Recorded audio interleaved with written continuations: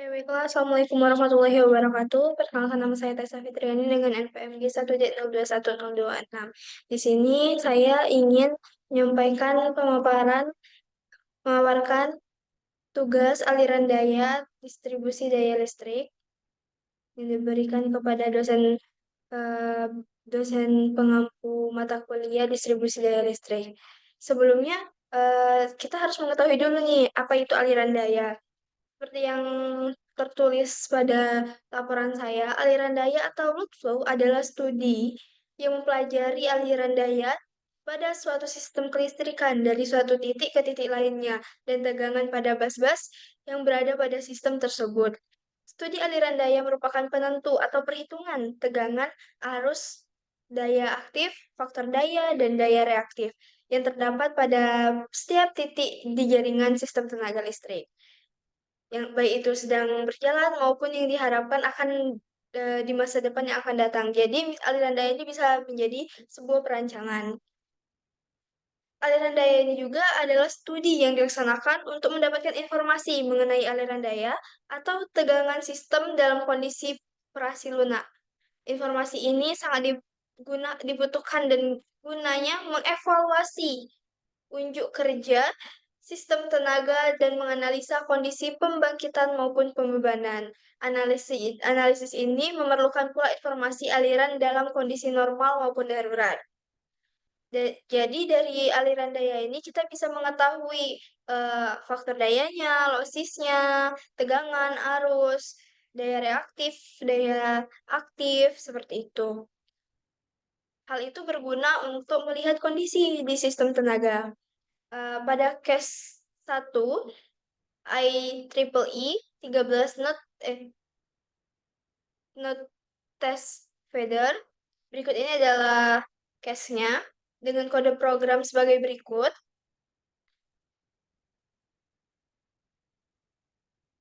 Nah, yang sudah saya lakukan di OpenDSS, di sini terdapat ini merupakan kode programnya dan ini merupakan hal yang kita dapat ini. Jadi, eh, daya aktif pada case 1 ini bernilai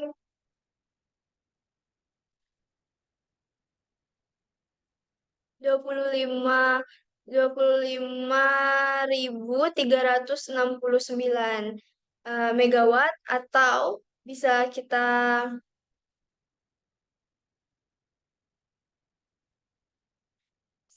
katakan bahwa em, total daya reaktifnya itu ada di 12.452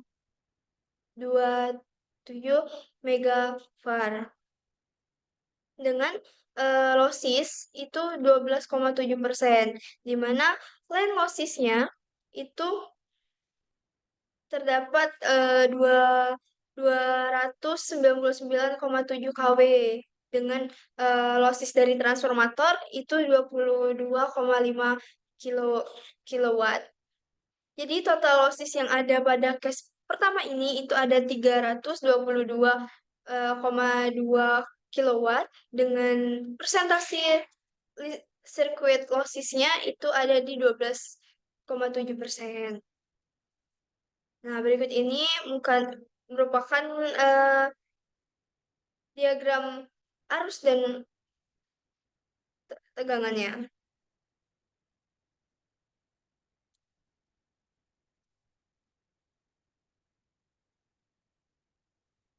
Ini losis dan ini adalah daya yang terlihat pada pensafir ini. Nah, jadi IEEE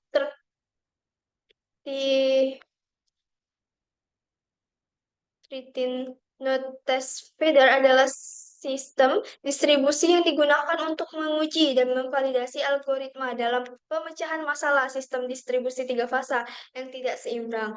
IEEE 13 node test feeder adalah sistem distribusi yang relatif kecil dan digunakan untuk menguji fitur-fitur umum perangkat lunak analisis distribusi. Nah, adapun dari hasil pembahasan yang telah kita lakukan, itu ada daya yang disalurkan. Daya yang disalurkan pada case 1 ini ada sebesar 2.536,09 kilowatt. Dengan daya yang tersalurkan ke beban, itu ada bebannya sebesar daya yang berhasil disalurkan ke beban itu sebesar 2.213,89 kilowatt. Dengan losis atau kehilangan daya terjadi di losis sebesar 322,2 kilowatt yang merupakan 12,7% dari daya yang disalurkan ke beban. Nah, jadi trafo itu kehilangan 22,5 kilowatt dan di kabel itu kita kehilangan daya sebesar 299,7 kilowatt. Dengan jumlah beban itu pada case 1 2.213,89 kilowatt. Selanjutnya itu di case 2 tentang time series power flow. Bisa dilihat ini merupakan case kedua dengan kode program yang sudah saya gunakan di OpenDSS dengan mendapatkan hasil program sebagai berikut.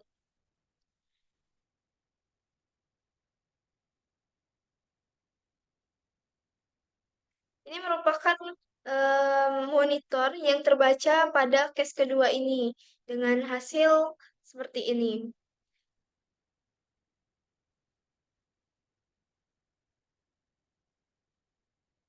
Lalu pembahasan yang kita dapatkan pada case kedua ini, time series power flow adalah metode simulasi yang digunakan untuk menganalisis aliran daya pada sistem distribusi listrik secara berkesinambungan selama periode tertentu. Metode analisis aliran daya berbasis time series ini membantu memahami isu teknis yang mendasari dampaknya PF pada operasi sistem distribusi. Nah, setelah pelaksanaan simulasi pada OpenDSS ini, kita dapatkan daya yang disalurkan pada case kedua ini sebesar 5.728 kilowatt dengan daya yang tersalurkan ke beban itu sebesar 5.125,46 kilowatt. Terus losis yang terjadi pada case kedua ini itu sebesar 602,6 kilowatt yang merupakan 10,52% dari daya yang disalurkan ke beban. Terus trafonya itu kehilangan atau losis pada trafo itu sebesar 27,9 kilowatt.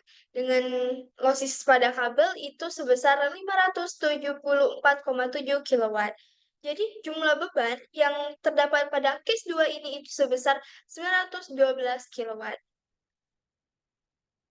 Jadi ada daya yang tak terpakai nih pada case kedua ini. Daya yang belum terpakai ini sebesar 4.213,46 kilowatt. Hal ini daya tersebut bisa kita kirimkan ke saluran yang membutuhkan. Jadi kalau misalnya kesimpulan dari case kedua ini, kalau misalnya terjadi di distribusi atau di pembangkit, jika kita kelebihan daya, itu kita bisa menyalurkan ke saluran yang membutuhkan daya tersebut seperti itu. Jadi kalau misalnya kita itu ada interkoneksi kan, interkoneksi listrik, di mana jika suatu daerah daerah A kekurangan daya, maka daerah B itu bisa menyuplai daya ke daerah A seperti itu. Selanjutnya itu pada case ketiga. Pada case ketiga itu full and dinamis.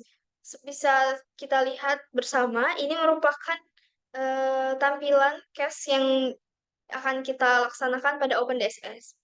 Jadi ini merupakan juga kode program yang akan kita laksanakan di OpenDSS. Nah, setelah saya running, itu kita dapatkan losses report atau laporan lossesnya sebesar persentase lossesnya itu 97,43%. Nah, ini merupakan tampilan monitor yang dari simulasi tersebut.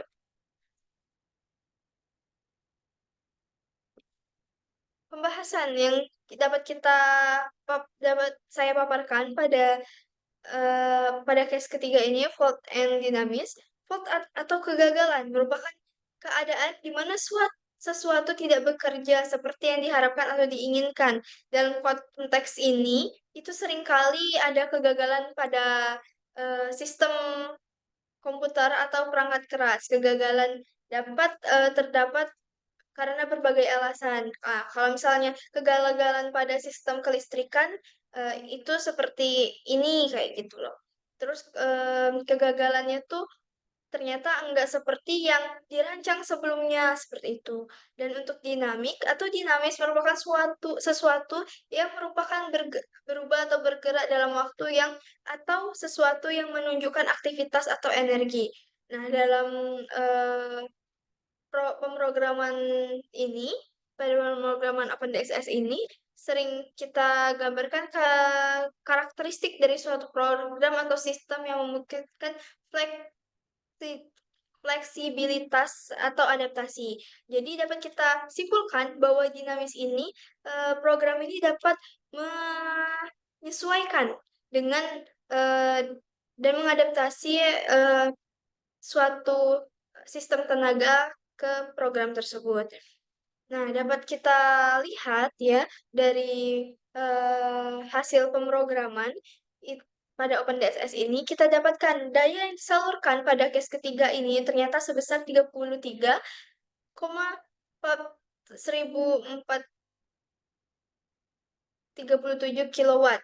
Dan daya yang disalurkan ke beban itu sebesar 0,8434 kilowatt, dan losis yang terjadi pada case ketiga ini itu sebesar 32,2 kilowatt, yang merupakan 97,43% dari daya yang disalurkan ke beban.